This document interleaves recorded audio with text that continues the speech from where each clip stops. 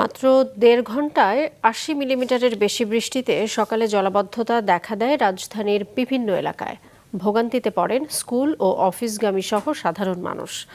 আবহাওয়া অধিদপ্তর বলছে, অতি সক্রিয় মৌসুমি বায়ুর প্রভাবে অল্প সময়ে বেশি বৃষ্টি হওয়াতেই এই সমস্যা। নিয়াজ মোর্শেদের রিপোর্ট।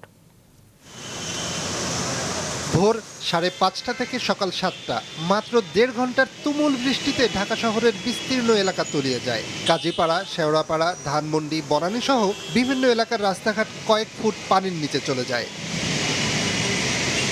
সকালের বৃষ্টিতে বিপাকে পড়েন সাধারণ মানুষ। সড়ক কয়েক ফুট পানির নিচে চলে যাওয়ায় দেখা দেয় যানজট। 15 মিনিটের রাস্তা পাড়ি দিতে লেগে যায় কয়েক ঘন্টা। আসলাম শেরপুর থেকে, নামছি হচ্ছে কুড়িল বিশ্ব রোড, ওখান থেকে হেঁটে আসলাম এ পর্যন্ত। আবার বিজিবিতে পরীক্ষা ছিল, আমি পরীক্ষাতে অ্যাটেন্ড করতে পারলাম না। কোথায় গর্ত আর কোথায় সমতল নিজেও বুঝতে পারতেছি না। গাজীপুর থেকে প্রতিদিন অফিস করি কাকরাইল, 6:30টায় বাসে উঠছি, এখন বাজে 10টা 11। এখন পর্যন্ত আমি কাকলি ক্রস করতে পারি নাই। চাকরির অনিশ্চয়তা তৈরি হয়ে গেছে। আবহাওয়া অফিস বলছে, সোমবার মধ্যরাত থেকে শুরু হয় বৃষ্টি। কুমিল্লায় ভারী বৃষ্টিপাত ঘটানো মেঘ দ্রুত বেগে ঢাকার উপর চলে আসে। ১.৫ ঘন্টা বৃষ্টি ঝরিয়ে চলে যায় রংপুরের দিকে। মৌসুমি বায়ু প্রবল সক্রিয় থাকায় এমন বৃষ্টি। সকাল 6টার পরে সকাল 9টা পর্যন্ত ঢাকাতে বৃষ্টিপাত হয়েছে ৮০ মিলিমিটার। সেই মেঘওয়ালা কিন্তু আস্তে আস্তে উত্তর পশ্চিম দিকে চলে যাচ্ছে বৃষ্টি দিয়ে।